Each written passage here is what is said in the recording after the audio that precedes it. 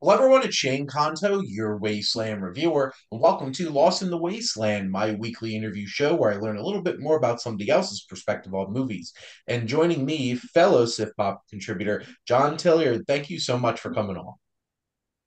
Hey, it's good to be here. And before we hop into our questions, John, do you want to shamelessly plug anything where people can find some of your thoughts on movies and such?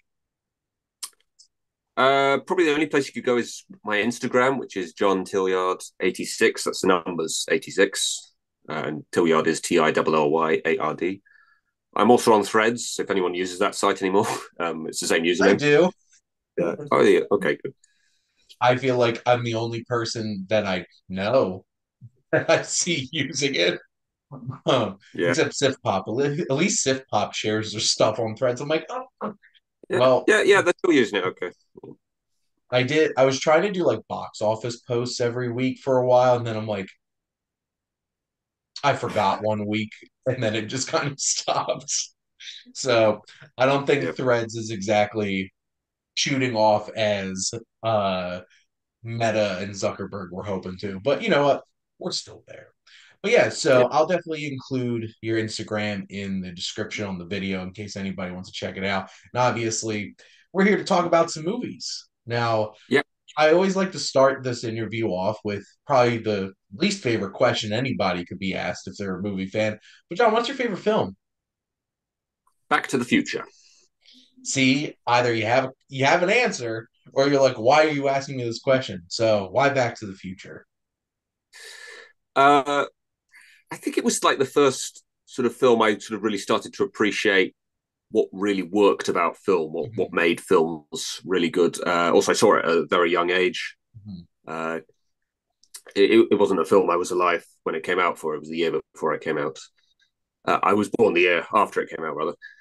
And I think I just sort of appreciate just how it hits a lot of the things I really like about film. It's sci-fi, it's teen drama, it's got a sort of main character that's basically just sort of a normal sort of guy. It's sort of family drama. It's got a villain that's not really like the main focus of the conflict. He's just sort of there to for you to sort of dislike, if you can even call him a villain. Actually, I suppose he's just a bad guy. You've got a great Yes. theme for it, soundtrack. Um, you've got iconic lines throughout the whole film, Mhm. very sort of quotable. And you've got various sort of memorable little sequences that you could just watch clips of and not even really need to know the context of what's going on and just enjoy everything that's going on. You know, the chase in the parking lot, the skateboard chase scene, the climax of the clock tower. And yeah, I just sort of gradually grew in my mind over years. It's like I just love every single second of this film, and I think that's what you want from a favorite film. And I saw the musical just last year, actually. Oh, nice. I thought, right, in order to sort of cement my status as a hardcore fan of this film, I think I need to go and see it at least once. There you And go. yeah, if you like the film Back to the Future, you'll definitely enjoy the musical as well. I think it's just a film with songs, basically. Awesome. I It's hard to argue against Back to the Future. It feels like a perfect film, and that screenplay is insanely detailed. Like down to like the tiniest things of like just I know the pine detail of the Twin Twin Pines Pines Mall Mall, to yeah. Lone Pine Mall. And just everything seems so meticulously put together. And I think we kind of forget just how like Michael J. Fox was such a big star and so charismatic. And also Christopher Lloyd's fantastic. Also, Biff is definitely top tier movie antagonists, just being such a Yeah. dipshit and a horrible human being. He's And just got it that just brilliant balance of like hating him, but also loving his presence on screen, I think. it's like make like a tree, get out of here. I'm just like it's like make like When the a tree musical's and over, they leave. actually put that on stage. Make like a tree and get out of here. It's so perfect. And yes, that score is incredible. Absolutely incredible. Now, John, what's your earliest memory of going to the movies? This is a tricky one. My mother's always told me that she took me and my sister to see Lady and the Tramp, but I actually don't remember that at all. Mhm. I remember actually seeing it like years later on the DVD or something. I was like, I don't remember this at all. This does not feel familiar. So like my earliest memory would probably be Pinocchio in the cinema because like back when I was a kid, they were re-releasing Yeah. the Disney films Mhm. like all the time. So I saw quite a lot of the old ones in the cinema. So yeah, it probably was Pinocchio, and yeah, I definitely remember just enjoying Jiminy Cricket a lot in the early part of that film. Like he's basically the main character for like the first act of that film, and then it becomes more about Pinocchio. Mhm. And actually, I remember being genuinely frightened by the scene where Lampwick changes into a donkey. Like I remember sort of saying to my mum, is this okay for me to be watching? This is quite scary. Should you be showing me this? It's like, yeah, yes, fine. Don't worry, it'll be okay. Yeah, they're It's all like, like, "Oh, these little uh, kids will be perfectly fine and not yeah. traumatized when they release that." So And like, I don't think she actually realised how that film ends because those kids are not okay by the end of the film. They are quite clearly not all right. no, no, they get turned into donkeys and trafficked, and you're just like, "What the hell?" Yeah, It's Disney getting you. But that's really cool getting a chance to see some of those classics in the theater. yeah, I grew up in the 90s, so like it was prime time for like new Disney movies to be coming out, stuff like that. yeah. But like being able to see classics like that. And that's one of my favorite things that they do in theaters still is that they roll out classics, Turner Classic Movies does a lot Yeah. of their like monthly re-releases and stuff. I'm probably Oh going to yeah. be seeing the Same here. Muppet movie. Muppet movies coming back to theaters in June, and I'm like, I'm probably going to be going to see that because that'll be a Oh fun cool. time. Yeah. Now, a couple other questions about some favorites. So, what's your favorite genre of movies? Probably sci-fi because it just gives you like big sort of range to like just create Mhm. fictional technology to just push a plot into any particular direction you want to go to. Like Back to the Future, it's like the obvious Mhm. example that you can just have a car that could just travel through time and just go to any time period that you want to, and the plots can just be moved in the direction they want it to go to from there. Fantasy, obviously, for similar sort of reasons, you can just do anything. You can just have Harry Potter like cast a spell that can just do whatever you need him or you want him to do. And I think also like I don't know if you call this a genre, but like contemporary slice of life stories, I think are also a lot of fun to watch because I think I just like watching people just live normal lives. Actually, there's something a bit sort of interesting, kind of cozy almost about it. It's a film I reviewed for SiftPop just recently, Wicked Little Letters. It's a period piece, but it's also contemporary because it's a true story. But I just sort of like the fact that they were just normal people, just living normal lives almost, and just this kind of unusual thing happened. Oh yeah, I saw the trailer for that, and the cast really like grabbed my attention. I'm like, this looks like a lot of fun, and look forward to checking it out. But no, definitely over the past couple decades, probably that like slice of life contemporary just existing kind of film has become so popular with Richard Linklater and Kevin Smith and a lot of those like indie directors that have been able to capture that. Like if you look at any like internet movie fandom, like look on Letterboxd and just see the Before trilogy and how beloved they are. It's like literally just two Oh people yeah, yeah, they're living great. things out for a couple hours or an evening and stuff like that. It's impactful. And then you have something like I'm also a humongous sci-fi and fantasy fan. Sci-fi is definitely my go-to. There's just Yeah, so many interesting things that you can commentate on in such creative and interesting and different kinds of ways with science fiction. And as a robophobe, it's only some great ones where it's just like, well, this is why I don't trust technology as I'm sitting here interviewing you on the internet. So there you go. oh god, no, don't jinx it. Now, thinking about some of the filmmakers who make these films, who's your favorite filmmaker? Uh, I can't really say one. I don't think. So I want to say Spielberg, but that's kind of like a very sort of common answer. I think everybody says Hmm. that. So Nolan is probably another one that I would say, but again, a lot of people would probably say that. So what a more unusual answer I think would probably be David Fincher.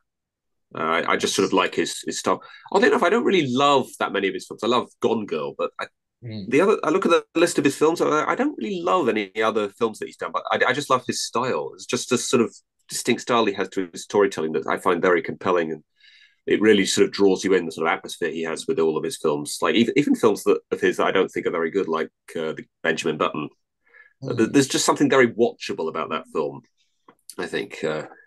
And when I heard that he directed The Killer, I was like, oh well, definitely going to go see that. I don't even want to look up what it's about. I just Mm. know I'm gonna want to see this. Didn't even realize it was a Netflix film until the Netflix end came up on screen. I was like, Yeah. oh, I should have just waited for this to drop on Netflix. Could have saved myself a bit of money. And then the actual film just ended up being okay as Yeah. well. Fincher definitely has a very distinct feel, and he's a really impressive filmmaker from a technical standpoint. He's definitely one of those directors that it's like everything needs to be perfect. And, he's had some tension with some actors. From what I recall with Gone Girl, just him and Ben Affleck and a Yankees hat argument because Ben Affleck is from Boston and really did not want to wear a Don't Yankees like each hat. other, do they? It's just nothing not. And it's just like I David mean, Fincher's like, you're gonna wear presumably it was this his hat. character he wanted to wear a Yankees hat. Well, that's the thing, because he's from like he's living in New York, and it's just like, dude, you're an actor. Like, if I'm in a role, I hate the LA Dodgers with a fiery passion. Like, I'd still wear a Dodgers cap if like my character was from LA and loved the Dodgers.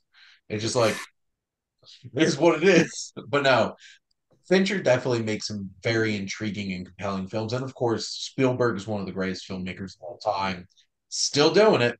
And Nolan, it made me really happy he finally got some of Uh, his recognition I can't for believe it took him that long to win it. It's I unbelievable. can't believe that was only his second time getting nominated for an Oscar for Yeah, directing. yeah. Dunkirk, which like if you really take a step back and think about it, those two would be the most likely movies for him to get nominated by the Academy Awards Yeah, for. they're Because both like, look, true it's a stories. horror film. Yeah, Look, it's a biopic. yeah, Still both very Nolan. But yeah. I was just glad that he got that recognition because he deserved it. Um, you know what? Tenet was not my jam, was not my thing.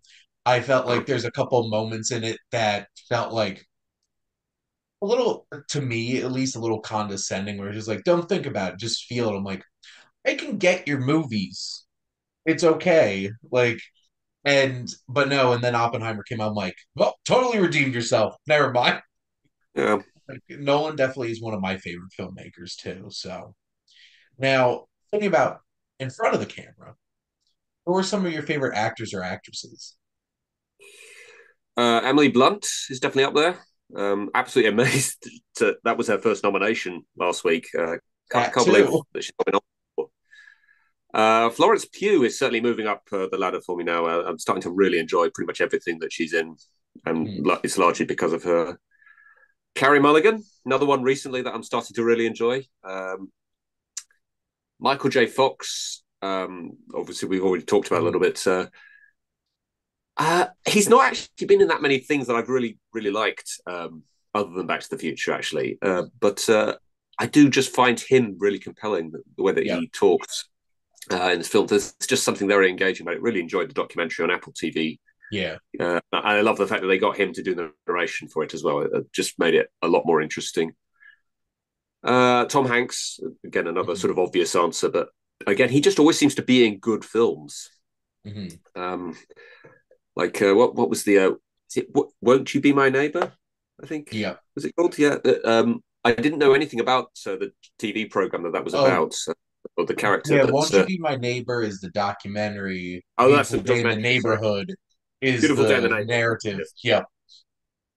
Yeah, Just I didn't know making anything things about that complicated. television program before I saw that film, but I knew I just wanted to watch it just because it was Tom Hanks, and then I watched the actual clips on YouTube from the actual program. I was like, oh my god, he sounded exactly like him. That's unbelievable.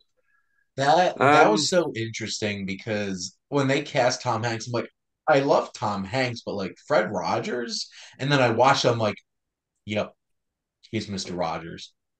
Because like I watched Mr. Rogers' Neighborhood when I was a kid, and I'm just like, oh, yep, he nailed this. Like he just captured that character so well.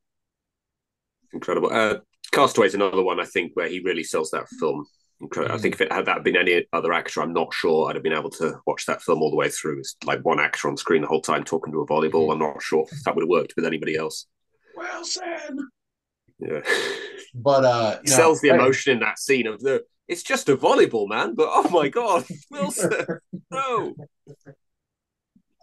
going back to you mentioning Emily Blunt, I'm a huge Julie Andrews fan, and I love Mary Poppins. And when they were like, "We're gonna make a new Mary Poppins," I'm like, I'm just like, can anybody live up to Julie Andrews for me with this? Emily Blunt killed it. I loved her in Mary Poppins Returns, Yeah, she she's a very talented actress, and like just having somebody like that in like the Quiet Place films, being able to add that kind of level of acting, and even when she was like young in like Devil Wears Prada, but she's so fun. She I just can't like, believe she didn't get nominated for that. well, I just Streep assumed for did. years she must have got nominated So for that one. Yeah, Streep sure did, because she always does. yeah, Also, yeah. Florence Pugh's definitely going to be like the actress of this generation at this point, She's because so she is making so unbelievable. many great decisions too. Even just on, she has the talent, and like I've loved her, whether it's Lady Macbeth or Fighting with My Family, Little Women, like her as Paige, um, in Fighting with My Family. Yeah. I'm a big wrestling fan, so I'm like, oh, I'm definitely seeing this movie. He was so good in that, but like she's making really smart decisions too, working with Nolan, working with Denis Villeneuve, Greta Gerwig, and she's just finding the right places for her to really shine. And even like her as and like in the MCU, she is so So good. just Yeah, engaging and funny and kills it. yeah. I just love every second she's on screen, and she's probably one of the main reasons why I'm even excited for Thunderbolts to be coming out. Which, like, honestly, it's getting hard to be excited about any of these movies because they just endlessly keep getting pushed back, and I'm just like, oh my God, that's one of those moments where like putting out a slate's not the best idea, and you're just like endlessly like, this is coming, not push back another year. Oh, But she, if I'm not gonna be shocked if they try to like fixture her as one of like the main like Avengers yeah. moving forward, because it's just smart decision because she's absolutely amazing and talented. So She's incredible in Black Widow as well. She's the only good thing about that film, really. And there's one particular line in Hawkeye she says when she's looking through the cutlery drawer, she's like, "You have one fork." It's like just the way she delivers it. It's so funny. she's so good. I would love to see, I'd love to see her and Haley Steinfeld interact more. That was definitely one of my favorite parts of like the Hawkeye show. It's just Florence Pugh is just ridiculously talented. Yeah. Now, what's a film that you feel like you could literally just watch like every day because you enjoy it so much? This was a hard one. I think probably The Lion King. I think Okay. is the one I go back to. I think I've that's probably the film I've watched the most over my life, and I think there's like again just every scene of that film is a lot like Back to the Future. It's just something that I can just watch and just enjoy every single line. The voice acting in particular, I think in that film is really compelling. There's so many good performances. I'm talking about the animated one, not the new one that came out a Yes, few years ago. not the But not the John yeah, Favreau just no, refurbished one with one extra like Beyonce singing scene, and yes, they I'm a big fan of villain songs in Disney movies. It's like so many of them are so good, and they butchered it in the new Lion King. I'm like, how could you do this? Because like, oh my God, Jeremy Irons singing "Be Prepared" is just so good, and then it's yeah. like, my God, there's like Nazi hyenas. It just like they Yeah, went that's the other hard. thing. Visually, it's just incredible. They went so hard with that scene, and that's the it's one of the reasons why it works so well in like hand drawn animation is like you could do all kinds of stuff with it and not like photorealistic realistic animal faces not emoting anything. It's Yeah, just it's like that was such a the bad worst idea in decision. the world. It couldn't have been that bad of an idea. It made $1.7 billion. Oh, right. So financially, it's the best idea in the world. Yes, re-released. Apparently, they're like, Yes. "Oh my God, people love Lion King. They'll see it. They got us. Out of all of us suckers, we all went to go Yeah. see it." But no, the original, like the Lion King, the original animated one is so good. It's so well paced. Every scene just is memorable. Every character, like having like James Earl Jones and Jeremy Irons, even like Matthew Broderick as like uh grown up Actually, Simba. yeah. I said there weren't any bad voice acting performances. I'm actually not so keen on Matthew Broderick in that. Actually, you've just reminded me. Here, what's It's a funny little was, bland at times. what's really sad is that's probably also the same about the new Lion King. I'm like Donald Glover. I'm like that Donald wasn't a Glover's not very great. memorable performance. But no, they have just like the fact that like Rowan Atkinson and Zazu and just like all those supporting characters are so much fun. Timon and Pumbaa were so good that they made spin-offs for Timon and Pumbaa. So just Lion King's such a great film. Now, Don, what's a film that you connect with closely because it relates to another interest of yours? Probably The Damned United, which I don't know if you've seen it. You've seen it? Yep. Okay, good. I have Because it is about a team that I have followed since I was young. It's not about something that happened that I remember because it was about 10 years before I was born, but not. it's something that the fan base often talks about, as quite a bad period in their team's history. Manager that they had for just over a month. There was actually quite a lot of jokes just recently. Are you familiar with Liz Truss, the prime minister that we had in this Mm-mm. country a couple of years ago? She's actually from Leeds herself, and she was prime minister for 56 days. And Brian Clough was manager of the team in that film for 44 days. So a lot of people were making jokes. Oh, well, at least she lasted longer than Brian Clough. Okay. But yeah, Um, it's a bad period in the history of the team that I follow. So in a sense, you maybe think I wouldn't enjoy it, but it's just such a good film. It's so the story is so well told. I don't think it's true to what really happened at all. I don't know like how they could possibly know a lot of the private conversations that mhm. were had in that film. I don't think it's at all true, but it's it had a big connection with me to think that this is where the team was like just after a period where they were really dominant and they just fell off a cliff just suddenly and they recovered a little bit actually just after that and I think they made the European Cup final and actually a lot of fans say that they should have won that game but the referee was against them but after that there was a lot of period where they just weren't very good at all until like the early 90s um, which I was just slightly too young to actually remember that when they won the league again in '92. But yeah, that sort of sort of educated me in a way of an important part of the history of the team that I support, which I think is what was an important thing about being a sports fan. You need to know your team's history as well. Don't just think that because you've been a fan for years, you know everything about it. You got to know what happened before you were a fan. I think that's important. Um, so yeah, and also Brian Clough's character I was very sort of familiar with as this sort of legendary manager with the team that he went to a little bit after the events of the film Nottingham Forest.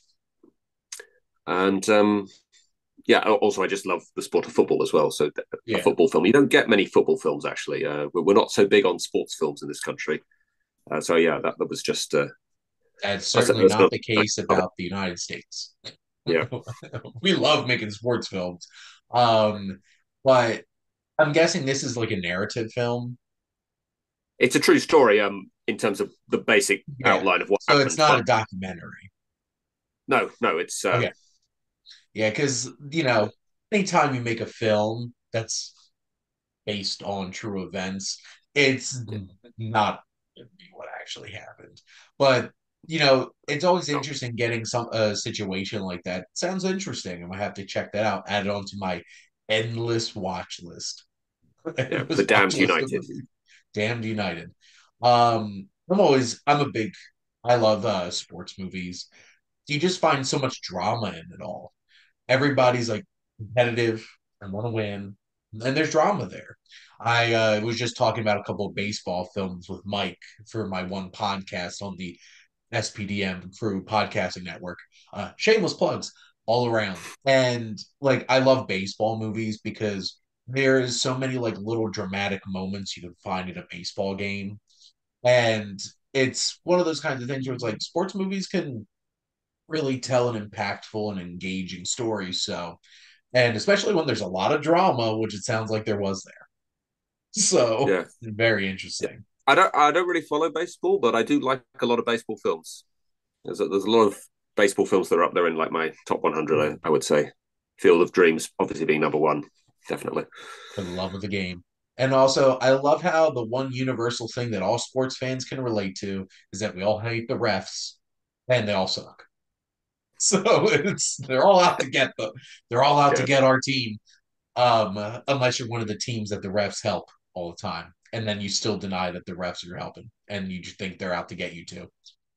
So, Um, I don't know. I always feel a bit uneasy when a decision that's obviously wrong goes in our team's favour. I kind of don't want that really.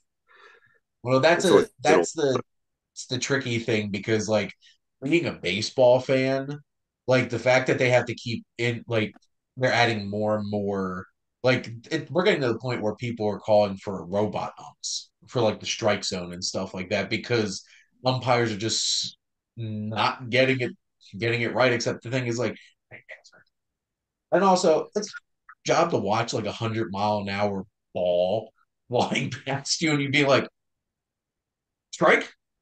So sometimes I have to take a step back and really think about that and just be like, maybe I shouldn't be so mean and critical about it.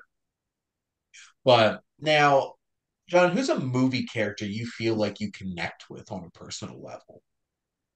I actually thought of two for this, and odd Okay. enough, they're played by the same actor. So you got Matt Damon's character in Informant, who I don't remember the name of.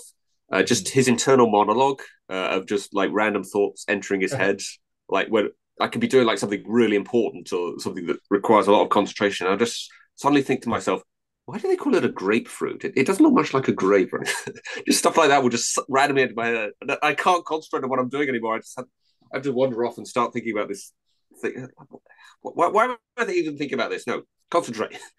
And the other one is Mark Watney from The Martian. I think, Oh, first of yeah. all, the sort of life that he's living there, obviously he's stranded on Mars, so I wouldn't want that. But everything else about that life he's living, I wouldn't mind like having a whole planet to myself, just being able to keep to myself and do my own thing, completely isolated on my own. That seems like an okay life to me. Obviously, I need a constant supply of food and air and water and everything to be able to survive. So that's not the That's okay. You could just comfortable life. science the shit out of it. So, But yeah, but also his like problem solving and thinking things through. That's something I can relate to as well. Like, okay, is it going to work if we do this? No, wait, that's not. That's going to take too long, or that's not going to be able to do that thing. That's the thing when I'm planning out my day or a trip mhm. I'm going on or something. It's a very similar sort of thought process I go through. So yeah, I definitely relate to him a lot as well. Very interesting. I appreciate that answer. Definitely a very different kind of answer than I usually get for that. Well, no, it's like being able to, it's like finding those like specific traits and stuff like that in the character. I'm like, yep, I get that feeling. And just like sometimes it just like hits you like that. Now I'm gonna wonder why they call it a grapefruit. Yeah. It doesn't really make sense, but Yeah. a lot of things in English don't make sense anyway. So just go with it. So now, what's a film that you love that you feel like would surprise people? Uh, Probably Watchmen, the film, because I don't think anybody like dislikes that film, but a lot of people found it difficult to get a handle on it. Mhm. But I absolutely loved every second of it. It's a very other than the ending, obviously, it's a very faithful adaptation Yeah. of the graphic novel. It also looks a lot like the graphic novel. Visually they've recaptured the visuals of the panels in that Mhm. really accurately. Um, Even though it's not a particularly stacked cast, I couldn't name you any of the actors. Actually, don't think I recognised any of them. The cast is quite good. People keep saying the actress playing Silk Spectre actually, and that isn't great. I don't know. I don't think she's that bad. She's not spectacular or anything, but I enjoyed her. And again, it's the story of the graphic novel, so of course the story's great. And just a lot of sort of interesting ideas that it touches on there, and it's also kind of the self-contained superhero story, which you don't see very often now. Uh, was That is also for something sure. I liked about it. And it's just a kind of interesting world, like this alternate universe where Richard Nixon is still president. What that kind of world would be like. So yeah, I definitely enjoyed that film a lot more than most people seem to, because a lot of people are just kind of indifferent about it, or just kind of just don't even know what to think of it. They can't get a handle on it. But I absolutely love it. I think it might be in my top 20 all time. The other one I thought of, which isn't a film that I love, Hmm. but I do definitely like it a lot more than most people, is Steven Spielberg's War of the Worlds. Uh, just enjoy the action and the visuals of that film so much. The story's kind of dumb at times, and some of the character decisions is really dumb actually, which I guess is why a lot of people don't like. But I don't know, for whatever reason, it just didn't bother me that much. I just enjoyed it as like an action film a lot more than most people, I think. Yeah, I Watchmen is probably my favorite Zack Snyder movie, to be honest. I'm not a big fan of Zack Snyder. But I really loved Watchmen, and it does absolutely get the visuals right. There are some interesting decisions, like Hallelujah and sex Oh, scene. that's terrible. Yeah, that's a terrible I'm version of just the like, song. what? They're like there's music choices of like the opening, like going through the history of the Watchmen and the Minutemen is just so That's great. cool with That's so Bob good. Dylan and everything. And it has an interesting cast of no stars, but Yeah. really No. good character actors. Like Yeah. Patrick Wilson like shows up and play in anything that he comes into. Like Patrick Wilson's not like a big headlining star, but like he's a good actor. I think Jeffrey Dean Morgan definitely got a lot of attention for the comedian Oh yeah, he for became that. a star. Yeah. Yeah. Especially like I'm pretty sure he got Walking Dead because Watchmen. It's a So very similar character, actually, isn't it? Yeah. yeah. And I love Billy Crudup. He was an interesting choice for Dr. Manhattan. And of course, Jackie Earle Haley probably had the biggest bump out of anybody for that, like child actor, and then like decades later, finally gets a career again, as Rorschach. He definitely was really good in that. But no, I really love Watchmen, and then I rewatched War of the Worlds for my Spielberg series on my one show, and I'm just like, this really hit me. Like, I really like this movie a lot. Sure, there's definitely moments where it's just like probably the script's the weakest part of the film, but like just the sheer force of it all, and like Tom Cruise is a star. So like throwing him in, he's also a Yeah, terrible dad. he's really He's good a in that. terrible dad in this movie, but like he like Yes. he's such a great star, and like it's horrifying. Like the visual of like the people just like, and you're just like, what the hell is going on here? But you know, I know a lot of people hated the ending too, and I'm just like, it's the original ending. They could have made a decision on being like, they all just die of common cold, but like that's how it did end. Um, kind of thing. But no, I'm a much bigger fan of that film than I think a lot of people were. I'm trying to remember, I think I had Adam Richie on for that episode, and he definitely is a big fan of the film too. So that was nice actually like talking to somebody who like really enjoyed the film as well. I didn't realize people didn't like the ending. I wasn't aware of that. I think I guess if you take a step back, it's kind of anticlimactic, Oh but yeah, like true. It comes out but of like nowhere. it's like you know what, it kind of reminds me of Signs a little bit in the sense of like aliens come to planet, don't really understand planet, and then something on planet kills them very easily. Uh, but like that bothers a lot. I think that bothers a lot more people than War of the Worlds does, but I also love Signs. But my last question for you, John, is what do you love most about movies? I think it's basically the fact that you can do anything with them, and you're not under any like kind of restraint from anything, because you've got the visuals, you've got a period of time where you can just tell your story, and you've got sort of a budget where you can just do like effects and like a big cast. Hmm.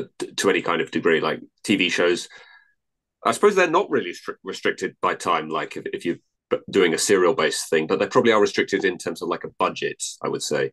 And also, people may not have the patience to like sit through your incredibly epic or long story unless I don't know you're George R. R. Martin or something. And obviously, books, that they don't have any kind of time constraint at all. You can write, something as long as the Bible, but you don't have the visuals there to be able to tell your story in maybe the same kind of effective way. So I think film is always the way where I go to for like the best experience of a story. I think the visuals, the beginning, middle, and end sort of pacing of the story, it being self-contained. I know a lot of films aren't self-contained with their story, but most of them are. Um, and I think also just the fact that you can just do anything with them. You don't have to tell a narrative. You can have like a documentary, or you could just have something that's interesting visually, and you can do basically sort of any kind of idea and any kind of genre and any depending on your budget or your length of time. If you just assume that you're limitless with that, you can tell your story in any kind of way that you want to. I think that's what I love Absolutely. about. Yeah, The aspects of storytelling is so impactful with film because it's so unique compared to like any other medium in terms of art in that way.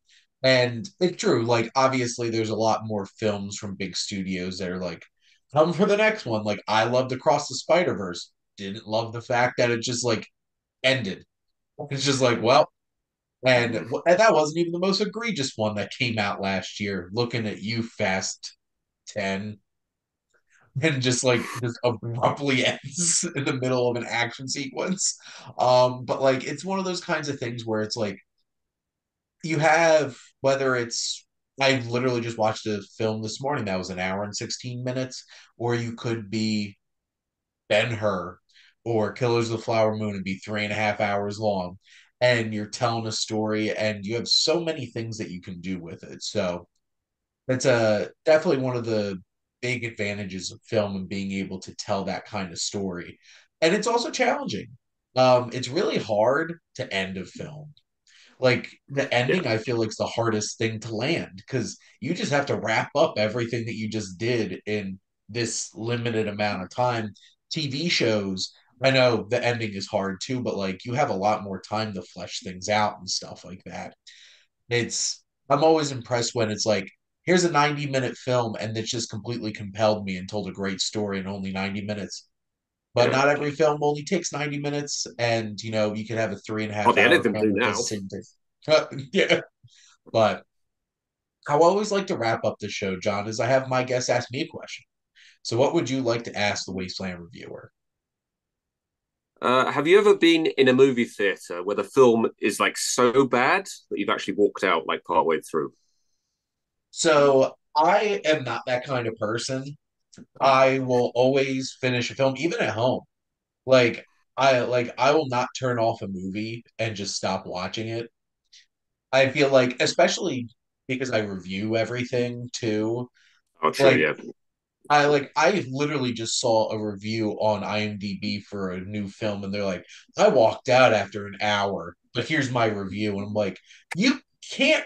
It's you like can't do. you didn't watch the whole film, but I've definitely had moments where I didn't care about going to the bathroom though.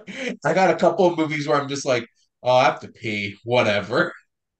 Morbius was one of those movies. I got up. I'm like, you know what? I drank a lot of water. Am I going to be sad? I'm going to miss a couple of minutes of this. Nope. I went to the bathroom and Oh, if came it's a back. bad film, yeah, you can go. Yeah. I've never walked out and not finished a film, but the closest thing for me is like, yeah, I'll get up to go to the bathroom in the middle of this and not feel. There's definitely been some movies where I'm just like, wish that I stopped watching this movie. Um, and this is out to all of my friends who love watching The Room. I hate it. Sure, I can watch a couple of clips online and be like, sure, this is so bad. This is funny because generally I don't like laughing at movies, but like that's a long drag of a film because it's just that bad. And like I have a lot of like my wife and a lot of my friends are like, let's watch The Room and have some fun. I'm like, it's not fun to me.